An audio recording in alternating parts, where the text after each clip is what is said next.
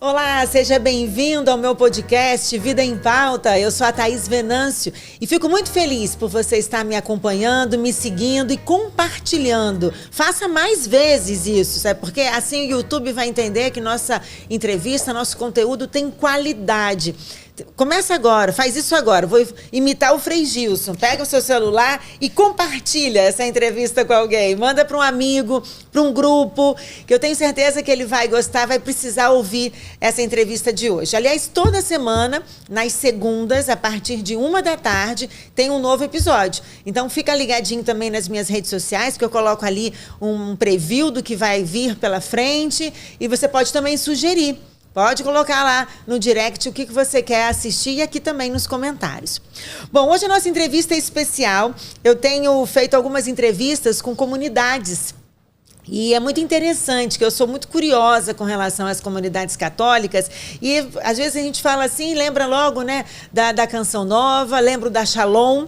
E já tem tempo que a gente está pensando em trazê-las aqui. Eu estou aqui com duas mulheres que são membros da comunidade Shalom. É uma comunidade católica que existe há mais de 40 anos. São 47? 43. 43 anos já. Ela está presente em mais de 30 países e são mais de 100 dioceses de missão espalhadas, né, por aí, pelo Brasil e pelo mundo. Eu estou aqui com a Ariane Silva, que ela é membro de Vida, falei certo? E responsável aqui pelo Espírito Santo. E a Juliana Vulpe, que é membro Aliança. É isso? Missionária, como é que eu digo? Missionária de aliança? Missionária da comunidade de aliança, consagrada da comunidade de aliança. Tem várias formas, assim vocês me confundem, né? Pode chamar de missionária. Então, duas missionárias que têm uma história linda para contar para a gente e compartilhar. Muito obrigada pela presença de vocês aqui hoje. E claro, a comunidade Shalom é muito conhecida, né? Quando a gente até fala assim, Canção Nova e Shalom, acho que... E vocês comungam ali, estão participando uma da outra, isso é muito bonito, né? Entre as comunidades católicas. Mas para a gente explicar, né? Como é que surgiu a comunidade católica Shalom? Bom, a comunidade católica Shalom, ela, como diz o nosso fundador, foi iniciativa totalmente divina, né? Os carismas, eles surgem como uma resposta de Deus para a humanidade daquele tempo. E a comunidade Shalom também, né? Nasceu com o intuito de evangelizar a partir dos jovens, mas com os jovens, os casais, as famílias, os pobres, os construtores da sociedade. Moisés, ele foi um jovem que teve uma experiência com Deus. Moisés, nosso fundador, Moisés Azevedo. Ele teve uma experiência com Deus, em um encontro de jovens, e que mudou a vida dele. Então, ele tinha aquela inquietação, entrou para um grupo de jovens, né, começou a ser uma liderança na Arquidiocese de Fortaleza junto com outros jovens, e começou a sentir uma inquietação de como eles poderiam fazer mais pela evangelização da juventude. Então, todo o início começa em Fortaleza? Começa em Fortaleza. Caramba, onde né? nasceu. E aí, dali, ele foi para o Brasil e para o mundo. E para o mundo. Moisés, ele teve uma sacada genial naquela época. Ele pensou assim, como é que eu vou fazer para evangelizar o jovem? Se eu chamo o jovem para ir no retiro, ele não quer. Se eu chamo para ir na missa, ele não quer. Então, ele pensou, já sei, vou criar uma lanchonete para evangelizar. Então, ele criou uma lanchonete. E aí, nessa lanchonete, atrás tinha uma capela do Santíssimo. Então, os jovens iam lanchar, conviver. Aí o cardápio da lanchonete era todo com nomes bíblicos. Então, na hora que a pessoa ia pedir um lanche, tinha um nome bíblico. O garçom, que era um missionário da comunidade, explicava como que era aquele lanche e o jovem ficava curioso. Mas esse nome aqui, o que significa? Abria a porta para evangelização e depois convidava o jovem para receber oração no Santíssimo. Então, os jovens iam ficando inflamados com essa iniciativa e todo mundo queria fazer parte da lanchonete. Isso foi ideia do Moisés? Do Moisés, assim, do Espírito Santo ressuscitou Moisés. Ele conheceu uma espécie de experiência assim no Canadá, que foi a Madonna House.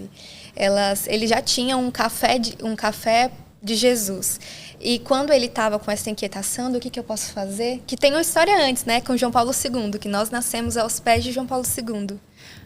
Então me conta, pode contar. Essa história é legal também. Essa história é muito legal, porque realmente tudo foi feito, a providência divina foi que desejou o carisma, né? João Paulo II, na sua primeira visita ao Brasil, em 1980, veio com o intuito de celebrar o 10º Congresso Eucarístico lá em Fortaleza.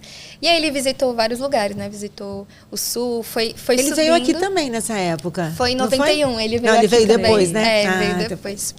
Mas nessa primeira visita, ele veio porque naquela época o Brasil era o país que mais tinha católicos no mundo inteiro, então, e que mais tinham conversões ao catolicismo em 1980. Então ele veio e foi pregando e evangelizando da iniciativa de ter mais santos no Brasil, mas também a evangelização, aumentar a evangelização. Então, lá na Arquidiocese de Fortaleza, que ia sediar o 10º Congresso Eucarístico, Dom Aloysio Loscheider chamou 2 jovens para representar os jovens do Brasil para entregar um presente para o Papa João Paulo II. E aí chamou o Moisés, que era uma liderança, e uma outra jovem. Eles 2 iam representar os jovens do Brasil e iam dar um presente ao Papa João Paulo II. Nossa. E aí, diante dessa responsabilidade, ele, meu Deus, o que eu vou dar para um Papa? O que nós podemos dar para um Papa, né? Então, ele já tinha tido uma experiência com Deus e se colocou em oração. E aí, no coração dele, surgiu o desejo dele ofertar a vida dele pela evangelização de outros jovens e de quem precisasse. Então, ele escreve uma carta, tem até um videozinho que a gente sempre usa nos nossos aniversários, né? Ele escreve uma carta e, na hora do ofertório da missa, dá para João Paulo II. E foi assim que nasceu a comunidade católica Shalom, aos pés de Pedro. Nossa! Que bênção, né? E hoje São João Paulo II, né? Isso, Exatamente. E ali ele começa fazendo isso. E como é que ele sai de Fortaleza e começa a ir para outros? Porque outras pessoas passam a aprender e vão para as suas cidades pregar, ou ele vai encontrando pessoas ao longo do Brasil? Olha, é muito variado. Uhum. A gente antigamente tinha os amigos do Shalom, então, por exemplo, a pessoa viu o carisma, eu quero levar para minha cidade. Então, ela montava um grupo de oração, iam se reunindo, iam pedindo orientações sobre o carisma para fundar nas suas cidades. Em outros lugares, é uma iniciativa da comunidade. Por exemplo, a gente sentiu que Deus quer enviar para lugar tal. Aí envia os missionários e funda uma comunidade ali. Mas geralmente é muito a convite do bispo local. Então o bispo convida, eu gostaria de ter essa expressão desse carisma na minha cidade. E aí a gente vem a convite e faz... antigamente não tinha essa estrutura que a gente tem hoje. Mas funda-se um centro de evangelização e começa as atividades aqui, mas sempre muito pastoreado por Fortaleza, que é a nossa casa-mãe. E a base, né, o carisma é a evangelização. Então, vocês trazem as pessoas, principalmente os jovens, ou faz um trabalho com a família inteira? Porque esses jovens já cresceram, já aumentaram suas famílias, né? E trazem para aquela base para poder fazer um trabalho ali de formiguinha, um trabalho específico. Como é que funciona? Nós dizemos, né, que nós começamos a partir dos jovens e com os jovens nós alcançamos as famílias, os pobres. Porque como nós começamos com essa lanchonete, primeiro veio os jovens, foi a sabedoria de Deus. E os jovens foram trazendo as suas famílias, os jovens tinham um irmão que era um alcoólatra ou que tinha algum problema com algum vício de drogas. E aí foi se tendo essa necessidade. Os jovens também tinham essas feridas. Então, a partir dos jovens foram sendo trazidas outras pessoas para essa evangelização. Então, a nossa evangelização sempre começa a partir dos jovens. E com os jovens, nós vamos até as famílias, nós vamos até os pobres, nós vamos até os construtores da sociedade. Não é um trabalho exclusivo da juventude, mas é a nossa pedra, porque o Espírito Santo nos inspirou a darmos início à obra e por onde todas as missões que nós começamos, nós normalmente começamos pelos jovens, essa evangelização a partir da juventude que faz com que as nossas missões cresçam e alcancem famílias, alcancem os pobres. E por que esse trabalho não acontece dentro da paróquia? Ela acontece numa comunidade. Como que é a diferença? Como é que essa comunidade tem uma própria paróquia, levam sacerdotes, formam sacerdotes? Como é que é isso? Vai querer responder, Ju? Assim, porque assim, foi uma inspiração que Deus nos deu. A gente geralmente, quando a gente vai para algum lugar, a gente sempre tem a bênção local para a gente estar naquele ambiente. Então, a gente está ali junto com alguma paróquia, ajudando, assessorando.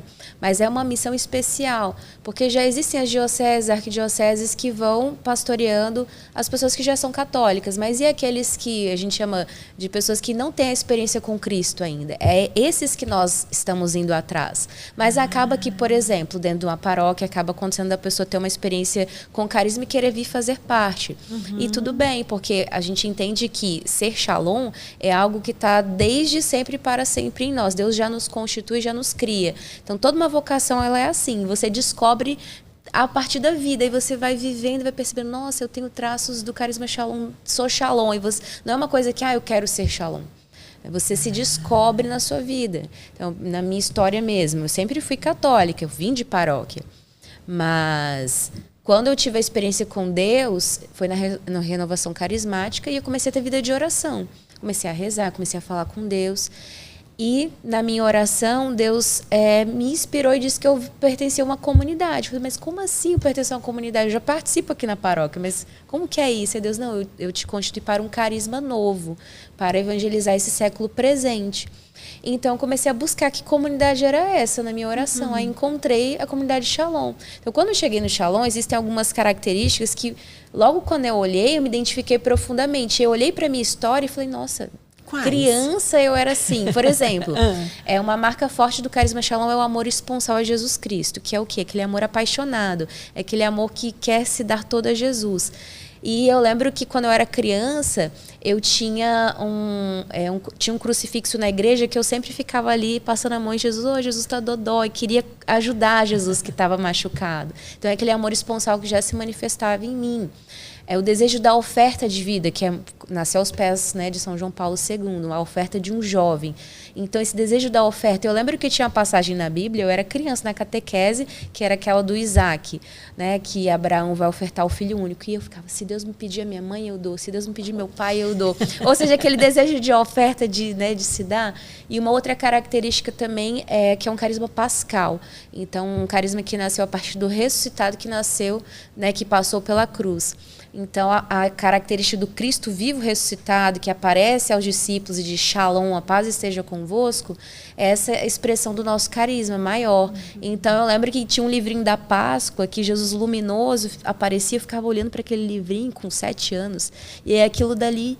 Meu Deus, que lindo. Eu amava mais do que o Natal, mais do que outras expressões. Então, quando eu fui para o vocacional da comunidade, que existe um caminho que a gente vai fazer de descoberta para ver, será que eu sou Shalom mesmo? Eu olhava para minha infância, olhava para minha história, para minha adolescência e via o carisma em tudo. Eu falei, gente, eu sou Shalom, sempre fui. E que idade você tinha? Quando foi fazer o caminho vocacional? Eu tinha 22 anos, se eu não estou muito enganada. Uma Hoje idade eu tô com 32. Mínima? E tem uma idade mínima para fazer? 18 anos. Com 18 anos para fazer. E como é que foi a sua descoberta? Eu, como a Juliana, desde criança, eu sempre participei com os meus pais. Meus pais tiveram uma experiência na renovação.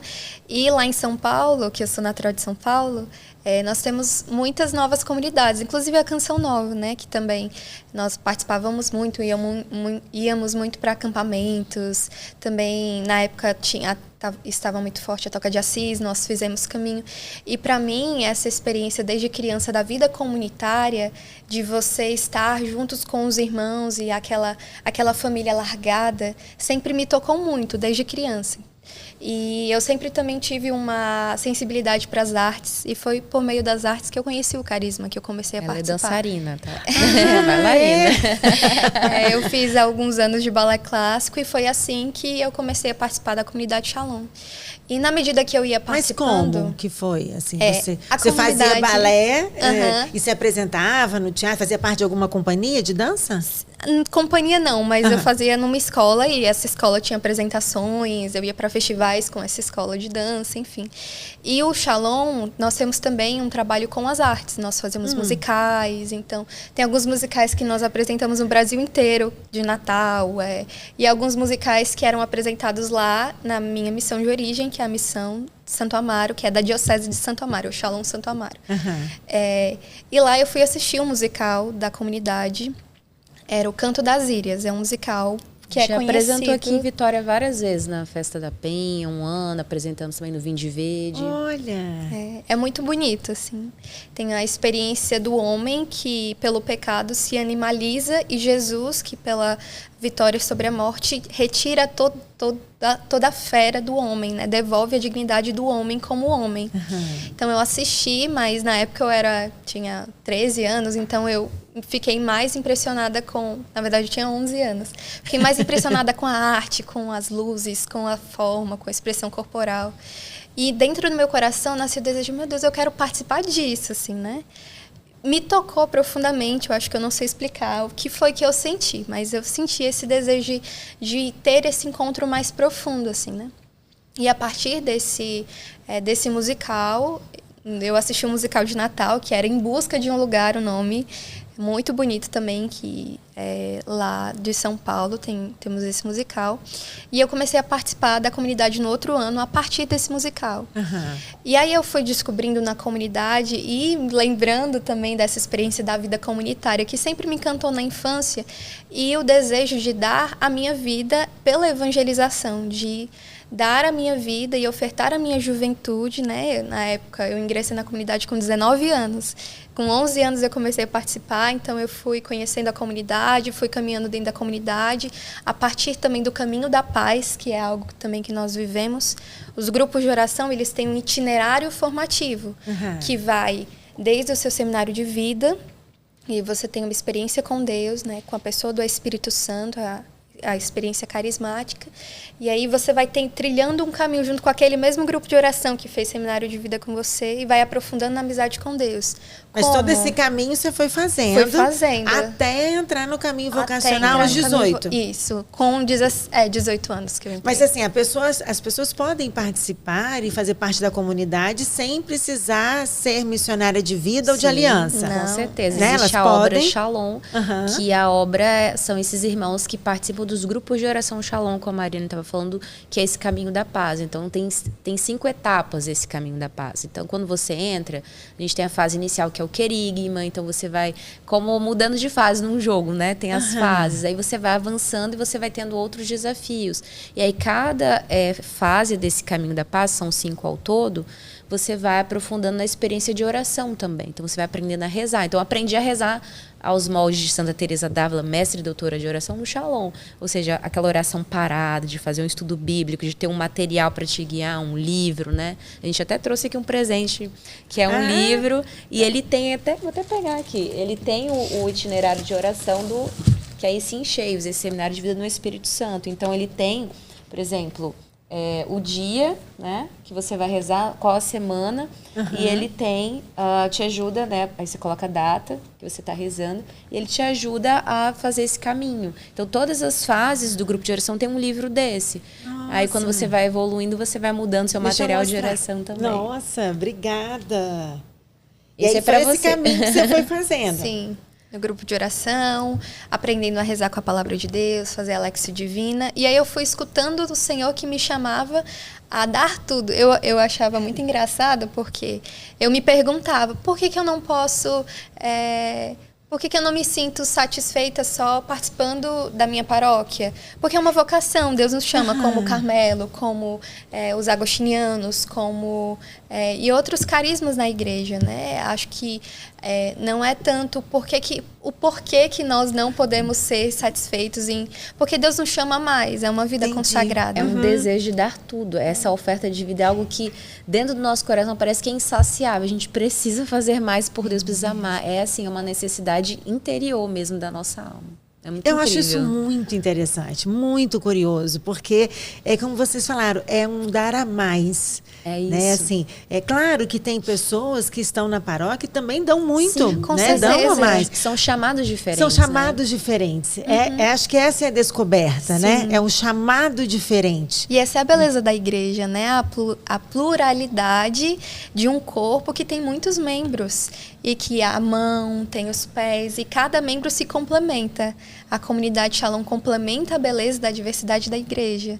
Nós estamos dentro da igreja. Nós somos igreja. Nós somos e igreja. toda a diocese, né, que é de vocês, tem, por exemplo, tem uma capela, tem uma paróquia, tem os sacerdotes, tem as missas diárias, tudo isso tem... Com certeza. Nós temos um caminho formativo dentro da comunidade que nós, quem é da comunidade de vida e aliança, nós temos os nossos estatutos que norteiam a nossa vida. Por exemplo, essas são as nossas regras, né, que a gente chama, né? E que é reconhecido pela igreja. Você até falou sobre o reconhecimento... Reconhecimento pontifício. Pontifício. Tem a parte até que é em italiano e a parte que é em português, porque justamente como passou por Roma, precisa ter essas duas... Que seriam as regras, ou a forma de viver da comunidade, é isso? A forma de vida. Pode explicar. E o que tem de curioso nessa forma de viver a comunidade Shalom? Assim, o que você poderia destacar para que as pessoas que estão nos assistindo... Olha, abrindo a página certa. João Paulo II. A gente tem... O que diz aí nos estatutos primeiro, tem dimensão de governo, como que a gente se organiza, mas principalmente a questão da espiritualidade, como que nós vivemos, né, o nosso carisma. Então, é um carisma que nasceu para evangelizar os jovens, né, a nossa primazia, mas a gente tem os nossos compromissos, vamos assim dizer. Então, a gente é chamada a viver 2 horas de oração diária, uma de estudo bíblico e uma de oração pessoal, missa diária. Nós temos também o chamado à adoração semanal. Somos chamados a viver as nossas células comunitárias, que a gente chama os membros da comunidade, né? Então, dias de segunda e sexta, por exemplo, aqui em Vitória, a gente se reúne em células. Na segunda para formação, na sexta para oração comunitária. Temos dia de ministérios, né? Onde nós somos, né, de ministérios diversos. Hoje eu estou na formação pessoal e coordeno o Ministério de Música aqui da Missão. Então, eu vou para o meu ministério, vou pastorear as minhas ovelhas do meu ministério. O meu marido, por exemplo, ele trabalha, né, ele é coordenador da liturgia, que é um outro ministério do Shalom. E você conheceu o seu marido na comunidade? Conheci na comunidade. A gente era da mesma célula comunitária. Quando a gente ingressa dentro do... Eu fiquei na obra por muito tempo, fui de grupo de oração também, o Iago, meu marido, também. E aí, quando a gente... só que ele era de grupo jovens, ele é 4 anos mais novo do que eu, e eu era do grupo de adultos. Então, a gente nunca se encontrava. E quando eu ingressei na comunidade e ele também, a gente foi participar da mesma célula comunitária, que a gente chama, né, de postulantes, que é o primeiro nível. Então, dentro dessa célula, a gente tinha os encontros, as formações, ele ficava muito perto de mim, começou aquela amizade toda. Aí começamos a trilhar um caminho que a gente chama de amizade, né, mais profunda, e de oração, para ver se realmente é isso que Deus queria de nós. Então, a gente ficou rezando, discernindo isso daí mais ou menos uns 11 meses até, de fato, virmos a namorar, né? A começar o namoro, e depois foram 3 anos de namoro até o casamento. E agora a gente está casada há 4 meses. E está esperando um bebezinho. E tem um bebezinho aqui dentro já, graças a Deus. A caminho, é uma menina, né? É uma menina, Ana Clara, nossa bênção que Deus nos deu. E quem está começando esse caminho agora é a Ariane, né? É você que está começando, você está também nessa fase de rezar, o seu... namoro, o seu namorado está morando aonde? Florianópolis. Em Florianópolis. E aí você está começando também, já nesse caminho. Tem que rezar para saber se é de fato para casar, é isso? Aí pode ficar noivo. Sim. Isso é uma comissão que estipula, que autoriza isso? Nós temos as nossas autoridades, né? Como uma congregação religiosa tem o seu... Madre superior, né? Que no nosso caso é nosso formador comunitário, que é a pessoa que, junto conosco, vai acompanhando nossa vida vocacional, nossa vida espiritual, nossa vida apostólica. E aí, essas autoridades, junto conosco, vão percebendo os movimentos de Deus. Por exemplo, eu já namoro, vou fazer 3 anos de namoro. Então, está no desejo do nosso coração trilharmos esse passo para o matrimônio. E Deus não diz o contrário, né? Até o momento, Deus tem confirmado esse caminho. Então, a partir desse momento, nós entramos em diálogo com a comunidade, que também acompanha. Como eu sou missionária da comunidade de vida, existe uma forma própria. Por exemplo, a família que nós constituímos na comunidade de vida é uma família missionária. Então, eu estou hoje aqui em Vitória, mas ano que vem eu posso ser transferida para um outro país. Então, a minha família precisa estar... aberta a esse tipo de desinstalação. Então, é uma realidade de formação muito delicada. Porque você é missionária de vida. Então, você deixou as coisas família, do mundo, né? A sua família, a sua profissão, o que você queria seguir e tal, para viver para a comunidade. Sim. Tudo que você tem hoje, a casa onde você mora, o que você veste, tudo vem, a origem é da comunidade, é isso? O celular que eu tenho, tudo que eu tenho pertence à comunidade, assim. Tem o que é de administração pessoal, as minhas roupas são de administração pessoal, mas a partir do momento que eu vivo e eu abraço a pobreza, essa pobreza evangélica, de não ter um valor que eu administro pessoalmente, eu não recebo um salário, realmente é uma dimensão comunitária, como comunidade de vida, a comunidade de aliança é diferente. Então, a família que eu constituo está dentro dessa dinâmica da providência divina. Então, a comunidade, ela nos orienta e nos acompanha para entender se temos realmente a vocação a sermos família na comunidade de vida. Não é se vamos casar ou não. Isso depende de mim e do meu namorado, Matheus, né? Discernimos se é isso. Mas será que dentro da comunidade de vida é o nosso lugar? Então, é um caminho de discernimento que é bem estreito para que lá na frente a gente, casado com filho, não diz assim, não, a gente não sabia disso. Não era assim que me falaram. A gente entrar conscientes daquilo que nós estamos optando dentro da comunidade, dentro da igreja, que nós temos uma responsabilidade. Né? E diferente da Juliana, que é missionária de aliança, que tem a sua profissão, tem a sua vida, sua casa, seu salário, a sua vida, e, como se fala, oferece um tempo da sua vida ao trabalho da comunidade, é isso? A gente chama a comunidade de aliança como a grande prioridade da nossa vida. O carisma, ele é a grande prioridade da nossa vida. Então, eu sou Shalom no meu trabalho, eu sou Shalom dentro da minha casa, eu sou Shalom no meu seio familiar. Eu sou chamada a viver o mesmo que a Ariane, que são os conselhos evangélicos, que a gente chama que é da pobreza, obediência e castidade. Então, eu também preciso, mesmo eu administrando bens, eu também preciso viver a pobreza, a sobriedade. Então, tem excessos, coisas, luxos, entre aspas, que eu vou rezar e perguntar a Deus se Ele quer realmente isso para minha vida. Então, a gente vive uma vida mais sóbria, né? A gente vive uma comunhão de bens. Então, tudo aquilo que eu recebo, eu também partilho com a comunidade, partilho com os meus irmãos. Então, né, o nosso carro, se os irmãos precisarem, a gente está sempre à disposição. Então, nada é nosso, mesmo a gente tendo a administração disso, né? Tendo constituído isso, porque a partir do momento que eu me consagro a Deus, eu dou tudo a Ele. Então, o meu matrimônio é para Deus, os meus filhos, né, é para Deus, o meu trabalho é para Deus. Então, até mesmo se eu vou mudar de carreira profissional, eu passei por um processo assim, eu fiquei 10 anos na área pública, eu era concursada, e o Senhor me pediu para pedir exoneração do trabalho para começar a trabalhar com uma papelaria na época, exclusiva para evangelização. Então, eu comecei com essa papelaria e depois Deus foi suscitando porque eu continuasse nesse meio empresarial.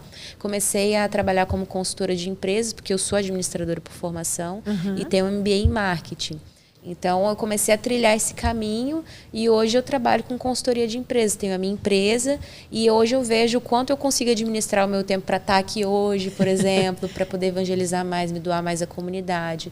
Então, toda essa escuta, né? Então, a pobreza que a gente vive nessa dimensão, a obediência, por exemplo, tudo que eu vou, né, precisar fazer, eu peço orientação aos meus formadores. Às vezes eles vão dizer, isso aqui acho que não é de Deus não, e eu vou acolher, obedecer, ou eu vou questionar, né? E como é que os pais de vocês receberam? Essa pergunta é boa. Toda essa entrega, né? Todo esse trabalho, essa missão de vocês é muito bonita, lógico, mas todo pai e mãe tem um sonho para os seus filhos e cada um trilha, né? Não que tem que seguir. Como é que eles receberam essa notícia? Bom, eu vou começar acho que o seu é mais difícil. Vou começar dizendo que eu sou filha única. Então, eu não sabia disso. Então, a princípio, os meus pais me educaram para ouvir a vontade de Deus para minha vida. Então, desde que eu era criança, que nós íamos para as missas, que nós íamos para os encontros, para os retiros, eu sempre ouvi que nós precisamos desejar fazer a vontade de Deus para a nossa vida, que é aí que está a nossa felicidade, né? Mas, a primeiro momento, quando eu estava fazendo meu caminho vocacional, e aí Deus começou a inquietar o meu coração quanto a realmente essa oferta generosa de realmente abdicar desse futuro profissional, desse talvez até um diploma, né, que daria tanto orgulho para os meus pais. eu fui entendendo, mas Senhor, eu sou filha única, como é que vai ser isso? Por que eu? Pô, o Senhor tem tantas pessoas para chamar, né? Por que a mim? E o Senhor ia dizendo que Ele desejava, a partir da minha oferta, alcançar a minha família. Que a minha oferta, o meu sim a Deus seria um solo fecundo para o céu da minha família, que a maior conquista que eu poderia dar para a minha família era o céu, era a santidade, era a vida eterna, né? E com coisas que no mundo a gente não pode tocar e saber, pronto, eu conquistei isso aqui, né? Eram conquistas que Deus ia ter e que ia ganhar o céu para minha família. Eu tive uma experiência muito forte com isso, né? Porque a princípio foi muito difícil, assim, né? Para minha família, para minha mãe. Quando você falou, você tem pai e mãe? Sim, pai e mãe. E quando você contou para eles? Uma loucura. Eu acho que eu nunca tive tanta confusão em casa quanto eu tive nessa época. Mas é muito compreensivo, até porque... Eles não aceitaram no primeiro momento? Eles não aceitaram assim. Eles respeitaram a minha escolha porque eles sempre me educaram para fazer as minhas escolhas, né? Então, eles aceitaram, eles não foram aqueles pais que disseram, eu te proíbo, não. Mas eles não ficaram felizes, assim, a primeiro momento. Minha mãe, principalmente, ela não ficou feliz, mas ela me respeitou e estava ali, porque era minha mãe, né? Mas com o tempo e hoje, inclusive semana que vem, eles vão vir me visitar, porque semana que vem eu vou estar fazendo minhas promessas definitivas no Carisma. E é como os votos perpétuos, né? Para sempre. Para sempre. Então você está ainda num processo, terminando esse processo de consagração. De consagração. Sim. E aí no início foi muito difícil, porque realmente não é... Como a gente vai ver, até no catecismo da igreja... Né? As pessoas não esperam geralmente isso. A vocação é pessoal, então... se nós formos ver os santos na história, Santa Teresa teve que pular a janela para ir para o Carmelo, né? O pai dela não aceitou. São Francisco de Assis teve que se despojar em praça pública e dizer que o meu pai é Deus, né? E quanto tempo... Santa Clara também, a família, né, foi atrás dela, querendo arrancar a irmã dela pelos cabelos de dentro da igreja. Então, a gente tem essa experiência, não que eu seja santa nesse nível, né, mas a gente tem essa experiência de que quando Deus chama uma vocação, Ele também permite essas provas, porque como tem aquele evangelho que diz, quem ama pai e mãe mais do que a mim não é digno de mim. É uma condição evangélica. E aí, nessa época, você saiu da sua casa e foi para Fortaleza? Não, eu fui para Brasília. Foi minha primeira missão. Eu morei em Brasília no primeiro ano e tive uma experiência muito boa no Carisma, assim, né? Conheci. Depois eu fui para o tempo de discipulado, que seria como se fosse um noviciado, que é um tempo de formação. Que foi aonde? Que foi Eusébio, mas fica a região metropolitana de Fortaleza. As casas de formação ficam perto do coração do Carisma, onde nasceu, né? Perto dos fundadores. E aí, de lá de Fortaleza que você veio para Vitória? Não, eu rodei um pouquinho. Depois eu fui para Garanhuns, no Pernambuco. Depois fui para Teresina, no Piauí. Depois para Imperatriz, no Maranhão. E depois eu vim para cá, e esse em Vitória. Tudo durou quanto tempo? Eu estou no meu 9º ano de missão. Então, depois de 9 anos que você vai poder fazer seus votos perpétuos? Minhas promessas definitivas. Promessas definitivas? Porque votos só os celibatários fazem. Tá. Os consagrados, como somos consagrados leigos, a gente e esse faz é um promessas. tempo mesmo? Ou você que demorou para tomar a decisão? É o tempo mesmo. É o tempo mesmo? Que basicamente é 1 ano de postulantado na comunidade de vida, 2 anos de discipulado e 5 anos de renovação de promessas, que a gente chama, né? T1, que é quando você é consagrado de primeiro ano, e aí você vai, né, renovando por 5 anos até você fazer as promessas definitivas. E com certeza agora o coração dos seus pais está mais tranquilo. Com certeza. Eu tive a experiência na época que eu fui em missão. A minha avó, na época, ela foi a única que me abençoou, que era o sonho dela, ser religiosa, e ela não pôde. Então ela disse, minha filha, vai que eu te abençoo. E quando eu estava no meu ano de noviciado, de discipulado, minha avó descobriu um câncer. E aí, no 2º ano, ela veio a falecer, né? Quando eu ia fazer a minha preparação para as minhas primeiras promessas. E aí, eu, em luta, assim, meu Deus, o Senhor tirou a minha avó, né? E quando eu ia rezar, quando eu fiz o retiro para me preparar, o Senhor disse, o que eu lhe prometi? Eu lhe prometi o céu da sua família. E como a sua avó foi a primeira que lhe abençoou, ela inaugura o céu da sua família. Nossa. Então, para mim, assim, é muito forte, né? Sobre quando eu penso na minha vocação, entender que a minha vocação não é só para mim, é para os meus também, para minha família, né? Que a sua avó né? está te abençoando, Com né? certeza, continua rezando por mim. E para você, Juliana, foi difícil falar? Olha, para mim, como vou dizer, meus pais não entendiam, porque eu morava muito distante da comunidade. Eu morava em Jacaraípe, na Serra. E a missão era aqui em Vitória. Então, às vezes, eu tinha que pegar 2 horas de ônibus, de condução, que eu morava nem em Jacaraípe, era um lugar mais afastado, é quase Nova Almeida. Nossa. Então, era muito longe. Meu pai, mas tem uma igreja aqui do lado, por que você está indo caçar lá em Vitória? Eu não entendo. E meu pai falava que isso é um exagero, essa comunidade é muito exagerada, né? Eu não entendo para que tudo isso, para que essa radicalidade toda, né? E aí, para piorar a minha situação, a minha irmã caçula teve uma experiência com carisma também. E ela foi para a comunidade de vida, foi em missão.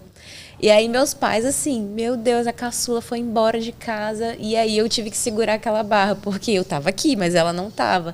A minha mãe falou que ia lá falar com Moisés para trazer ela de volta. Foi a confusão. Minha mãe falou, Moisés, você vai ver só, eu vou trazer minha filha de volta. Ligava, brigava, até que depois ficou em paz, tanto que eles foram na missa dela do discipulado, que foi em Fortaleza. Eles foram, viajaram, nós 3 viajamos, mas nós 4, tem a minha irmã também do meio.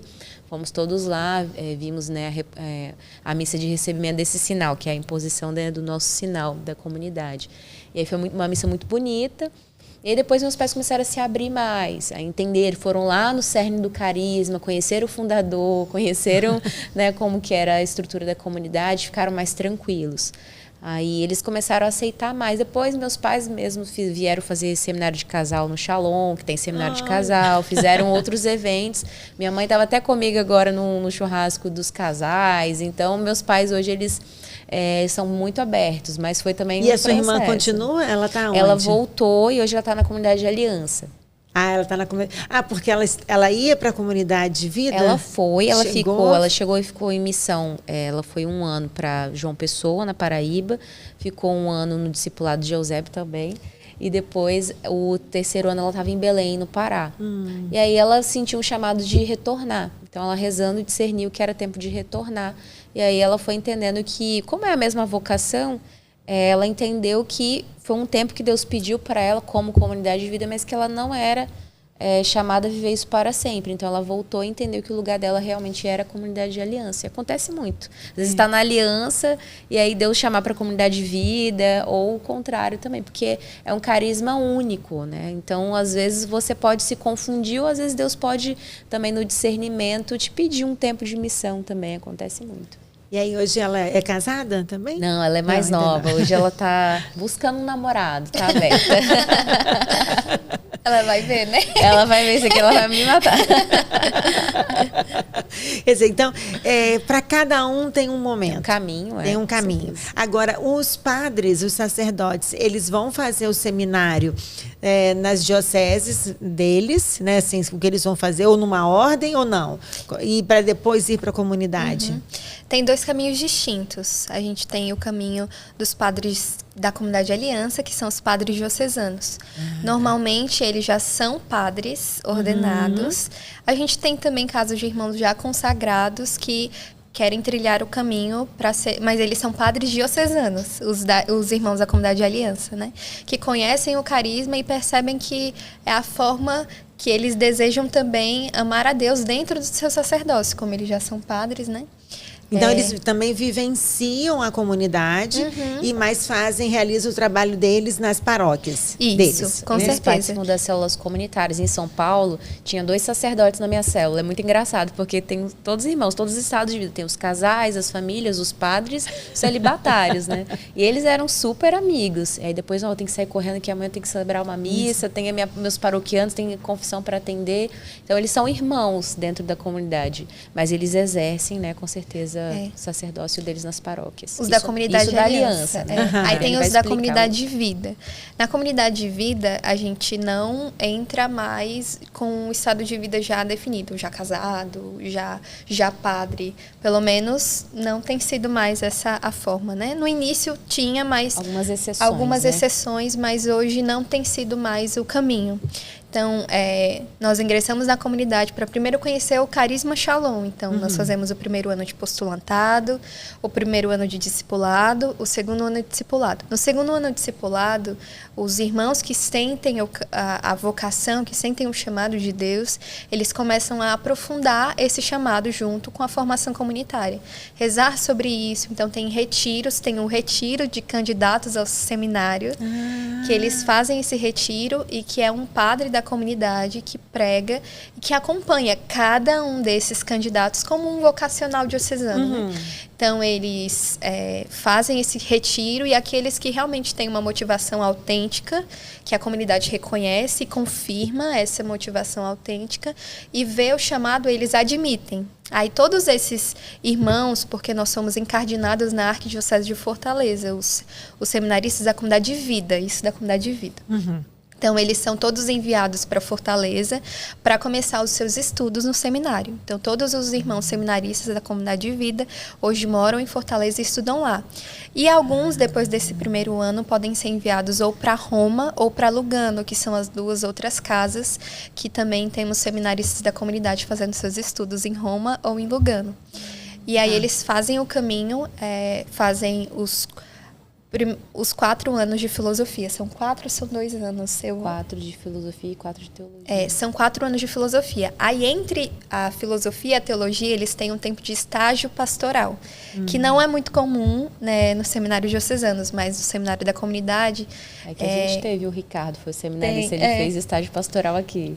Aí ele passa o quê? Um período, um ano? 2 anos, no mínimo. Eles passam no mínimo 2 anos. Por quê? Porque como eles vão ser padres, mas eles são padres da comunidade de vida. Então, tem essa diferença, né? Então, eles vivem a pobreza, eles não têm o salário. Então, é como se a comunidade enviasse eles de novo para a missão, para eles entenderem, é este povo que vocês vão abraçar. Só que nessa forma de vida, vocês vão viver dessa maneira. Então, é para ter aquele choque de realidade, né? Então, normalmente, os seminaristas são enviados para a missão e aí começam a ter contato com as dioceses, com essas relações eclesiais, com outros padres, e vão se entendendo dentro dessa vocação e vão percebendo, será que é realmente a minha vocação? Eu quero, né? Será que é isso que eu quero? Muitos nessa fase deixam e não é isso, ou é isso, mas não dentro da comunidade de vida, né? Saem da comunidade de vida, vão trilhar fora, realmente um caminho só diocesano.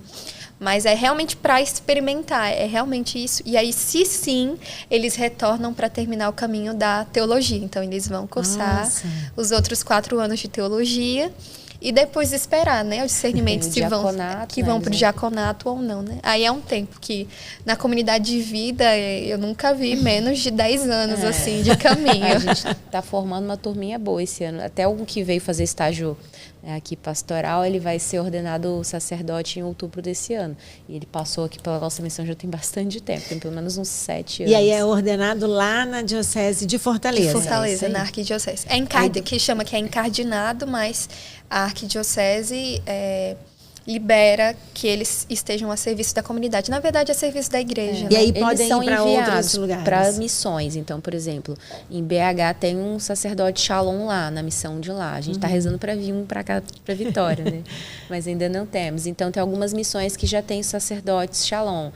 Futuramente, esperamos que todas tenham, né? Enquanto, por exemplo, as missões que não têm o sacerdote Shalom, a gente pede sempre essa bênção, essa ajuda da arquidiocese local. Que interessante.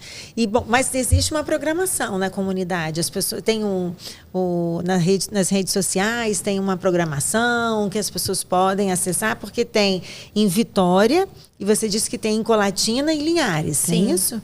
Sim. Nós temos todos os centros de evangelização, tanto aqui em Vitória quanto Colatina e Linhares, nós temos programações semanais. Então, por exemplo, aqui em Vitória nós temos grupo de oração nas quintas e aos sábados. Nós temos nos sábados missa também às 17 horas. E temos também as atividades de oração e aconselhamento, que não necessariamente estão dentro.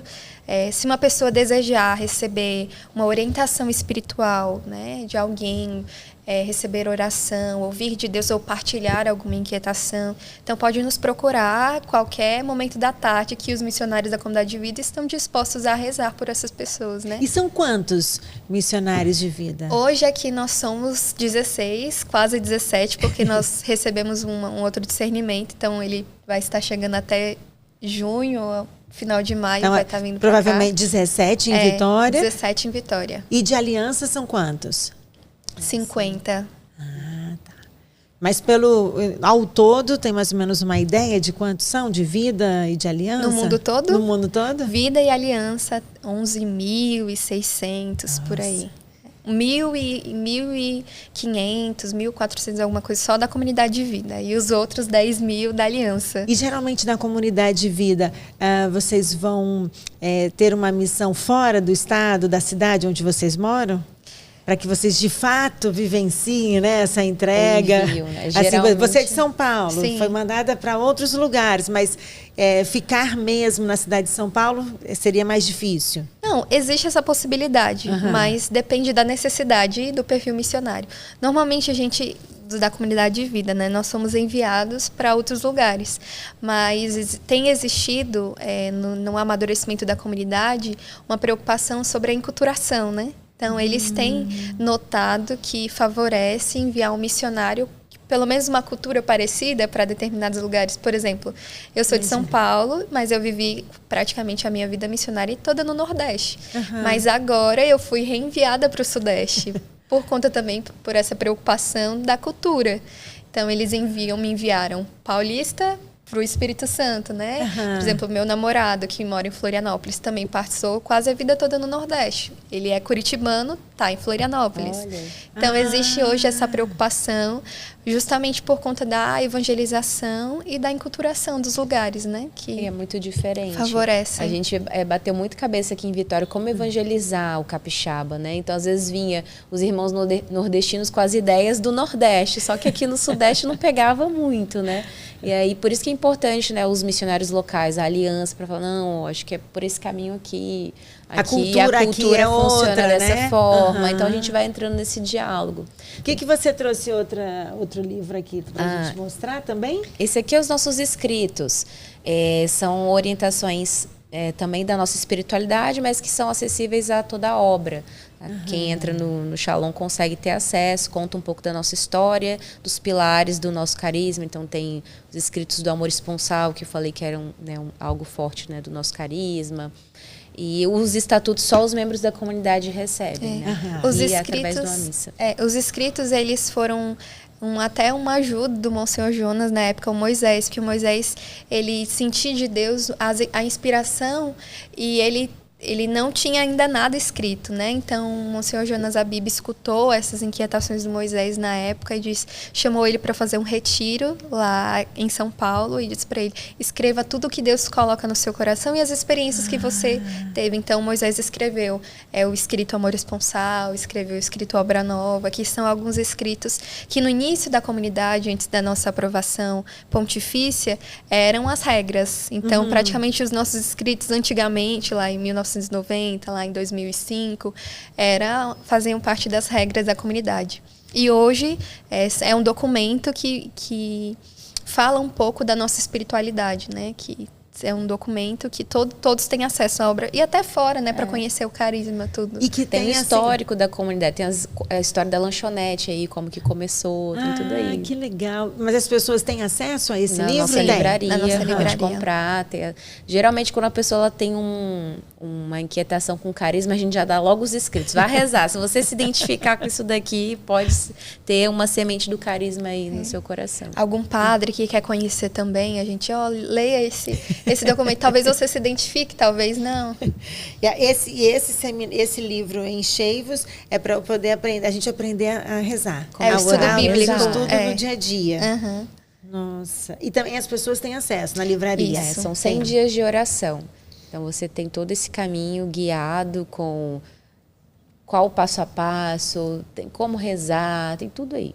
E os passos da Lexio Divina. Né? Os passos da Lexio Divina. Então, cada fase tem um livro desse. Então, esse é o começo. Você começa com esse, depois eu vou subindo, vamos assim, de nível. Aí você vai tendo outros. Adorei, tava precisando. Você acredita que eu tava assim? Eu fico buscando. Claro que eu tenho o aplicativo, olha na diária, tem a oração da manhã, a oração do Magnífico, eu faço, né, já as minhas orações, mas estava realmente precisando, assim, acho que chegou na boa hora. Eu vou começar, vou subir de nível. Vai deixar. E tem a sementinha, né, do Padre Jonas Habib, né, que foi o fundador da Canção Nova, que plantou a semente, como planta outras sementes, assim como Moisés planta outras sementes, né? E assim, e às vezes a gente espera assim, né, que um padre como o Padre Jonas começou a Canção Nova, o Moisés é um leigo, né? É o celibatário. Ele é celibatário? Ele é celibatário. Quer dizer, não, né, não foi ser sacerdote, né? Quer dizer, é diferente, né? Isso faz ter uma outra visão até da própria religião, não? Com certeza. O Moisés é celibatário, que é o fundador, e a cofundadora é casada. Que legal. Que é a Aimee Nogueira, né? Que também no início ela é mais velha que o Moisés e ela também ajudou muito a comunidade na época. Ela era uma grande liderança da renovação carismática lá em Fortaleza e ela ajudava aqueles jovens porque quando nós falamos jovens, eram muito jovens, eram 12 jovens que estavam cursando a faculdade e que não tinham experiência nenhuma de lanchonete, de administração. Então, a Aimee chegou inspirada pelo Espírito para ajudar aqueles jovens, né? Dar uma... vamos por aqui, vamos rezar, vamos nos abrir. E aqueles jovens que tinham a inspiração de Deus autêntica e confirmados pela igreja, porque também o bispo diocesano Dom Aloysio Lochaide foi também quem deu todo o incentivo para o Moisés, para começar, para rezar, para aprofundar. Deu os documentos, deu o livro Fundações de Santa Teresa para ele ler, para ele entender como era um carisma de fundação. Então, ela também, nesse mistério, né? Como Deus realiza as coisas por vias que nós não imaginamos, né? Então, Deus chama e capacita aqueles que Ele deseja, né? A nossa espiritualidade, até a Ariane foi falando, né, que Moisés teve essa experiência com Santa Teresa e São Francisco de Assis. Então, eles são os nossos baluartes. Então, a nossa espiritualidade, ela é franciscana e carmelita também. Então, a gente tem essa mistura, né? Então, a experiência de São Francisco de ver que o amor não é amado, de gritar o amor não é amado e buscar amar o amor. E aí, amando a Deus, que não é amado, a gente descobre a experiência de Santa Teresa d'Ávila, que só Deus é e basta. Então, essas duas espiritualidades, elas estão muito presentes no nosso carisma. Nós tivemos uma aula e tanta aqui hoje. E tanta coisa poderia passar. Podia ficar aqui, né? Horas, né? Mas eu acho que aqui já fica uma boa ideia, assim, do que as pessoas não conhecem, né? E devem buscar conhecer o que é a comunidade Shalom, porque a gente só escuta, às vezes vê apresentações, né? Vê os momentos e tudo, mas a gente não se aprofunda. Até mesmo para poder conhecer e mergulhar cada vez mais. Então, fica o convite para você poder conhecer. Aliás, aqui no meu canal, eu entrevistei já outras pessoas de outras comunidades, né? Água Viva, Jesus Está Vivo, Epifania. Vanessa está lembrando ali. Temos várias comunidades que passaram por aqui, como a Shalom, que foi um prazer conhecer vocês. Muito obrigada. Sucesso na sua gravidez, obrigada. Na sua bênção que você vai receber agora. E você também, né? No seu caminho agora. Parabéns, obrigada. Foi, assim, uma honra receber vocês aqui. E voltem mais vezes para contar. A gente que agradece a oportunidade, estamos aqui a serviço da igreja, nós somos igreja, estamos sempre ajudando a nossa arquidiocese naquilo que for preciso, estamos também com as nossas portas abertas aos jovens, às famílias, aos pobres, né? Contem conosco. E nós vamos deixar as redes sociais para que as pessoas possam ver e acompanhar a programação, né? Com certeza. @Shalom Vitória e todas @Shalom Vitória no YouTube, @Shalom Vitória no Facebook, são todas as mesmas redes sociais, né? Muito bem, muito obrigada. E eu espero você no próximo episódio. Até lá.